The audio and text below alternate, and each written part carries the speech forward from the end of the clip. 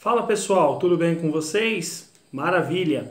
Hoje nós vamos trabalhar um tema muito simples, bem tranquilo, mas muito importante que você tem de saber, que é a formação das monarquias nacionais.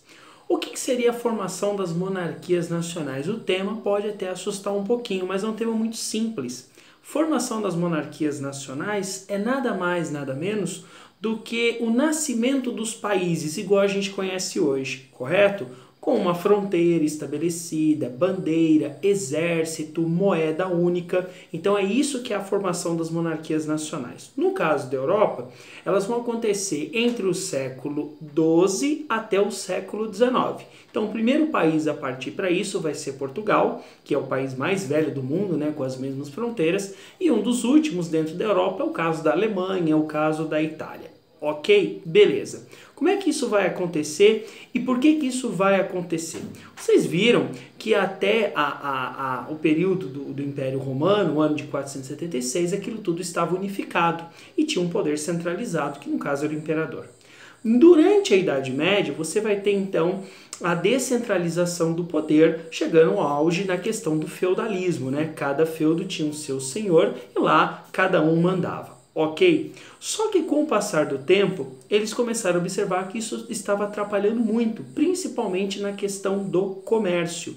Então imagina uma região toda recortada e um burguês ele teria de trocar cada região daquela que ele ia comercializar, teria de usar uma moeda, teria de usar um sistema de pesos e medidas diferente. E isso atrapalhava muito as negociações, ok? Então a partir do século XII, esses territórios, então, começam a fazer um processo de unificação.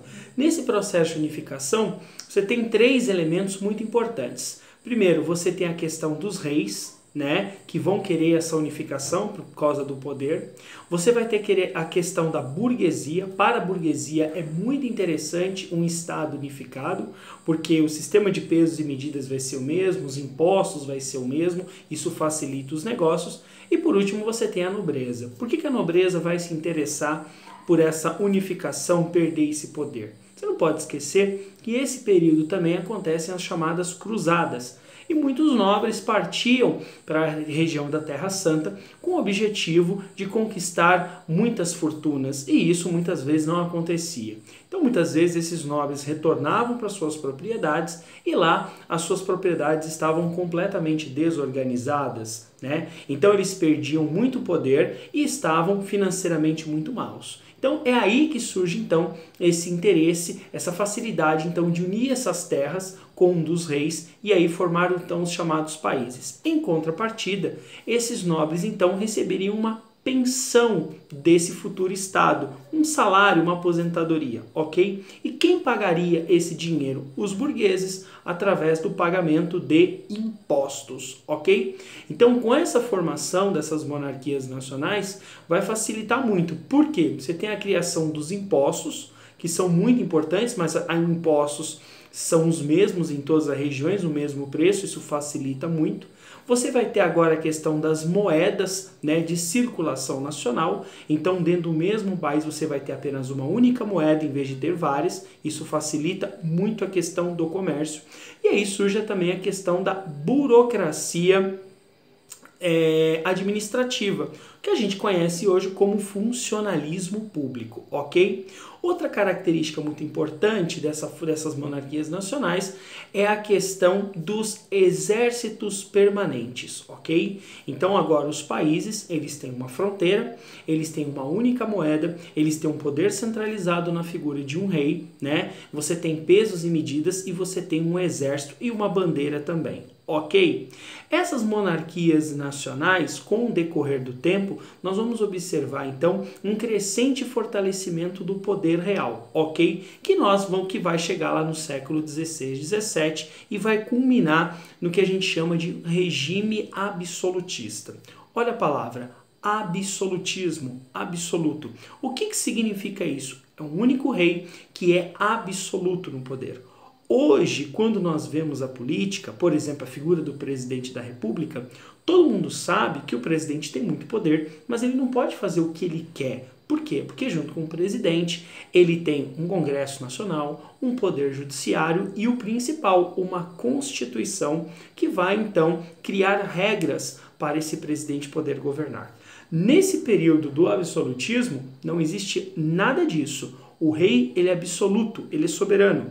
Ele faz o que quer, a hora que quer, com quem ele quer, ok? E isso vai acontecer em grande parte da Europa, em quase toda a Europa. Ok, pessoal? Beleza? Então você vai ter essa grande concentração de poder político nas mãos do rei, ok?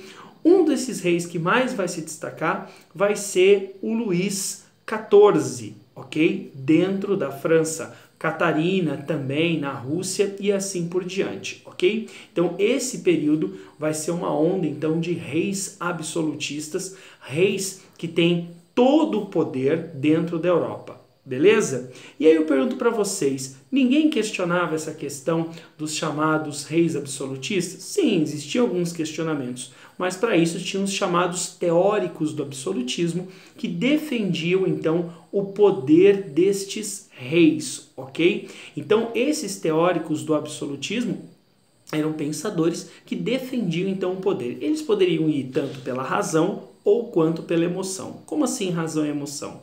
Pela razão, eles diziam o seguinte, o ser humano ele é muito falho, então você precisa ter um Estado forte, um rei forte, para poder então controlar as pessoas. Então essa é a necessidade de um rei absolutista, ok?